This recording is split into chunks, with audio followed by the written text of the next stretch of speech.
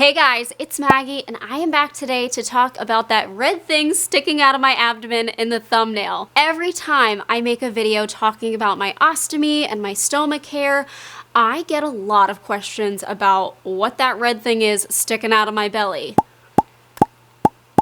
Yeah. I wasn't kidding. So in today's video, I thought it might be helpful to actually talk about the stoma, how it's made, and how somebody like me can actually survive with one for the rest of their lives.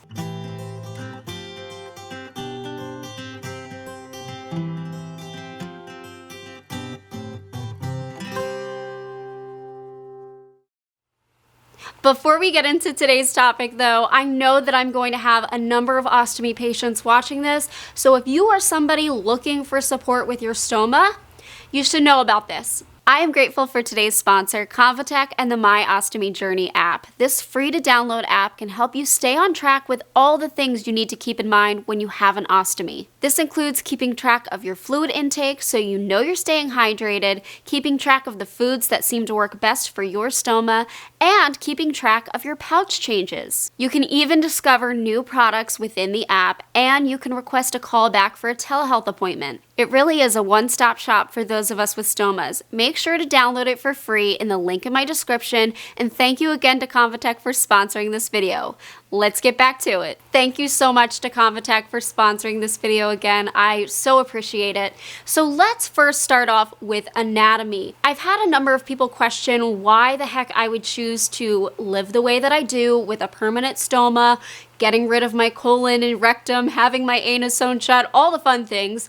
And I think if you have a better understanding of the GI tract, it'll make a little bit more sense as to why I chose to do what I did. This is also a great starting point to understand that there is not just one type of stoma. So when I say ostomy, I am kind of encompassing all of the different stomas out there, but there are actually many different types with many different functions. Depending on where they're located within the GI tract can tell you how it's going to behave and what your remaining system is capable of doing. So your GI tract is not just made up of intestines. It's everything from the mouth all the way down to the anus. And yes, I will say the proper terms for these different parts of our bodies, because that way if somebody wants to search for something or look it up, it's going to be much easier to do so. The GI system is going to start with your mouth. That's where you chew your food. It kind of starts that digestion process, gets the saliva going, goes down to your esophagus, then to your stomach,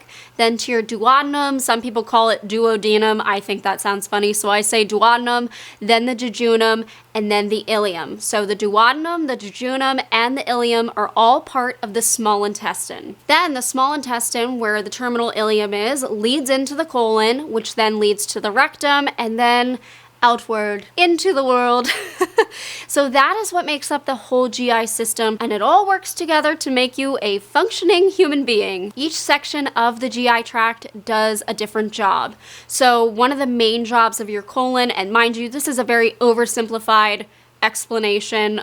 You can go into way more detail about what each particular area does. Sometimes though, things do not work as they should, and it causes a lot of issues. Even if one area is diseased or affected, it affects the whole GI system. So in my case, I have Crohn's disease. It's an autoimmune illness. Basically, my body did not recognize my intestines as their own. Crohn's disease can actually affect all the way from the mouth down to the anus. In my case, though, it mainly affected my colon and rectum. It did have a little I did have a little bit of Crohn's disease in my terminal ileum, but that has since healed up, and I think I only have about half of my terminal ileum left. Treatment for Crohn's disease often involves a kind of medication that affects your immune system, limits its ability to attack the intestines, so that way you're not getting more inflammation in your intestines, causing further ulceration. Should you be left to sit inflamed for a long period of time, it does lead to ulceration. It can lead to scar tissue. It can lead to narrow portions of the intestines,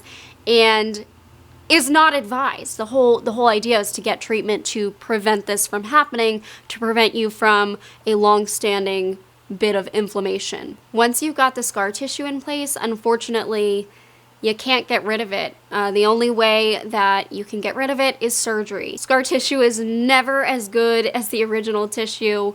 And that was what happened in my case because I didn't have very good treatment for my Crohn's disease early on. So I had a very long bout of inflammation, particularly in my rectum. I had these strictures develop from all of the scar tissue. And when that happens, it makes it very difficult for food to pass through the GI tract, which then of course led to inflammation kind of all the way up. As a child, I spent a lot of time in the bathroom, a lot of time in pain, kind of miserable, and because everything was so backed up in my system, I wasn't able to eat a ton, I was super anemic, so it just led to a lot of consequences for me. And around the age of 16, I wound up getting my ostomy, my stoma, which is called an ileostomy in my case because it's made out of my terminal ileum. And basically it disconnected my colon and rectum from my small intestine. My surgeon brought my small intestine out through my abdominal wall and sewed it into place. It's kind of like a little turtleneck. If you look at my shirt right now, imagine this is the intestine. They're pulling it through and then they fold it over on itself and sew this portion into place around the skin. So what you're seeing with my stoma is actually the inside of your intestine. Intestines that have good blood flow have that beefy red color, which is what you see in mine. So even though, I get a lot of comments saying, ooh, that looks really raw or that looks very painful, intestines don't have nerve endings. They're red because my stoma is really well perfused or, has good blood flow. So that's actually a healthy thing. You want your stoma to look that way. Once it gets like a purple color or black color or even a pale pink, it's not getting as good of a blood flow. By the time it gets purple black, it's a little late. Get to the hospital ASAP. Crohn's disease is just one reason a person might get a stoma. Really, any way that the GI tract can be affected, you can get a stoma for. So things like motility disorders, diverticulitis, trauma. If somebody had a shot to the abdomen, they might wind up with a stoma. My grandfather was actually an anesthesiologist, and it was a patient of his had gotten shot. It was in a war, and it was in the abdomen, and he had recommended that this patient get an ostomy in order to survive, and unfortunately another surgeon said, no, we don't need to do that, and the person went septic and passed away. So ostomies can be used to save lives if there is some sort of trauma to the abdomen. You can also get a stoma for things like colorectal cancer. I feel like that's a pretty obvious one. Radiation after having cancer, because radiation can cause a lot of damage itself. Children can get them for birth defects, and even bladder and urinary issues. You can wind up with a stoma that's made out of intestine. That's a whole, we can make a whole video on that. What's it called? I think it's ileal conduit, something like that. We could do a whole video on that. But yes, you can use the small intestine in order to have a urinary diversion rather than a fecal diversion. So, number of reasons people can get stomas. But let's go back to the actual GI system and what can be removed. And, I think I have gotten comments before about people saying, wow, why would you let your surgeon butcher you like that? It really is your quality of life.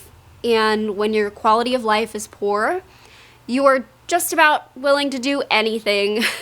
And if a surgeon says, hey, I want to take out your colon and rectum and sew you up, you'll feel better, you're going to do it. And generally those comments come from people who have good bowels, So remember when I said that there were many different types of stomas?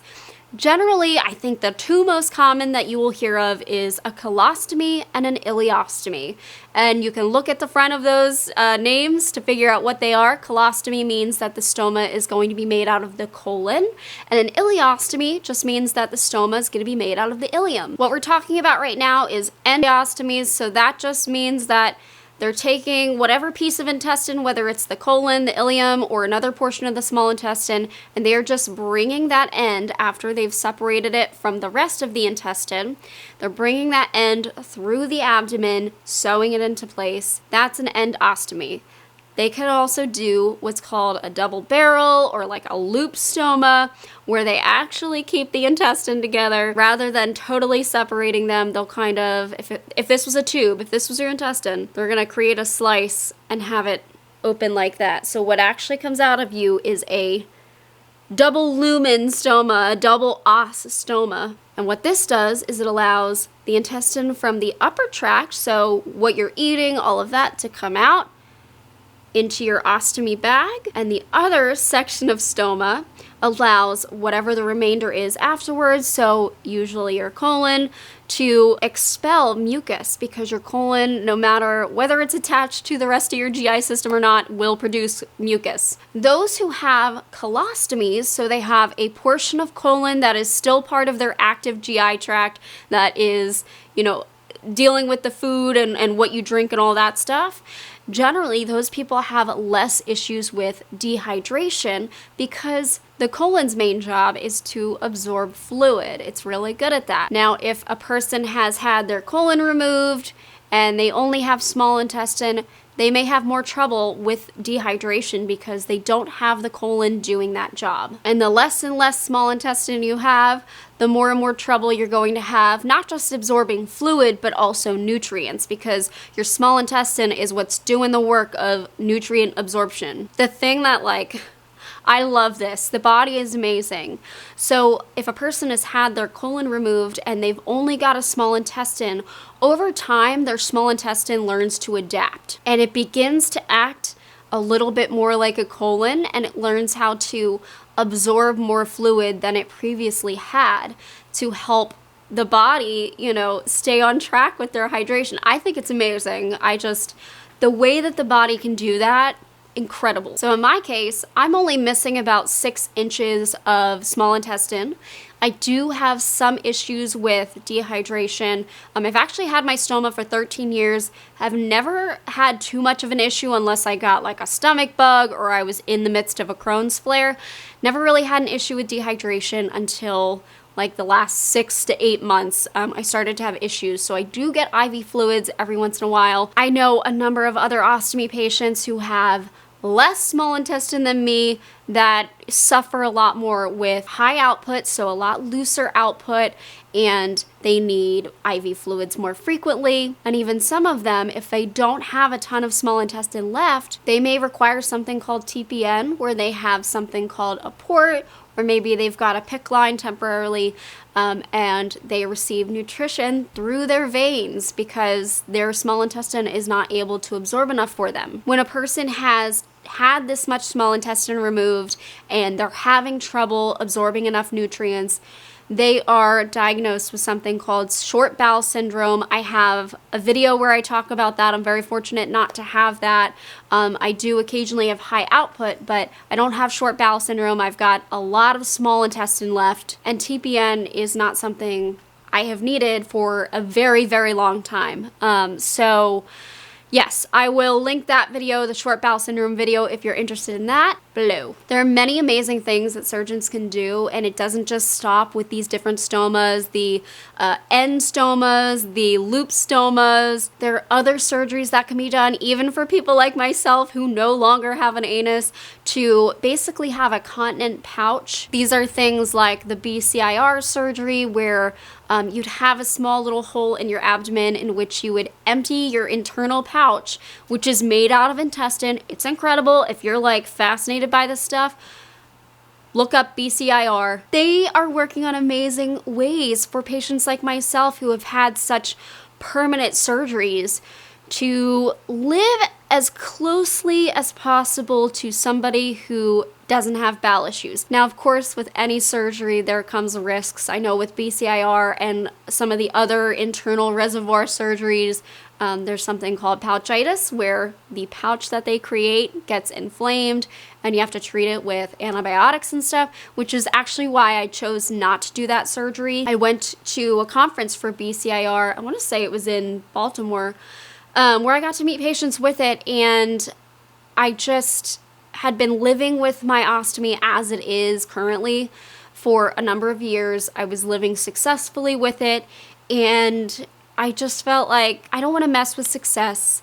I don't want to make it more possible for me to get more inflammation in my intestines, because if the inflammation gets bad enough, you may just wind up with an ostomy again, or they have to, you know, cut that portion out and pull more intestine out to create a new pouch. And I just thought, I'm doing well as I am. Let me just stick with this, because I don't mind having a bag on my side 24/7. I am totally fine with that. I can do just about everything that I had done before. I always get questions. Can you swim? Can you bathe? Yes, I can do all of that. The adhesives on these bags are meant to withstand water, so it's not like the second I jump in the shower, it falls off. But it really is amazing with what they can do with the intestines, with the GI tract, to try to get somebody to live as closely as they can to how they were before they had the issues. They're trying to give the best quality of life. And I have been told, like, why would you let a surgeon do that hack job on you? My ostomy surgery was truly a life or death situation. And my surgeon did what he could to save my life, but not just save my life, give me quality of life, because he knew that I was sick. He knew that I was very, very sick. Weighing in at only 65 pounds at my 5-foot height that I am today. So now I'm like 97, 98 pounds, living well, married, active. I feel normal. And I know that if you are new to this whole concept of, you know, intestinal removal and stomas and ostomy bags and all of that, this can seem like a totally foreign concept. How in the world can somebody survive like that? But people do it every day. And you probably know somebody that has an ostomy or has had an ostomy in the past, and you just didn't know it. My favorite thing to do is when I first tell a person, somebody new that doesn't know me, about my ostomy, they immediately look down to try and find it on my stomach. And as long as my bag is fairly empty, people can't see it. These surgeries and these stomas give people their lives back. And while every ostomy patient, every person really has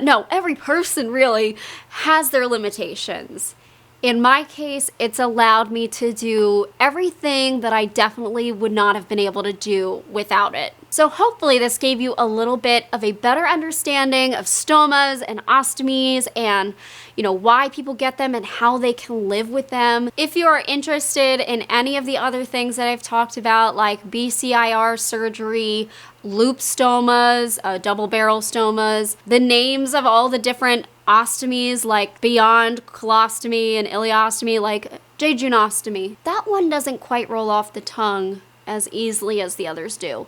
But if you are interested in any of those, please let me know in the comments below. And thank you so much to Convatec for sponsoring this video. Please check out the link in my bio to check them out. And I will see you guys very soon. Bye, guys.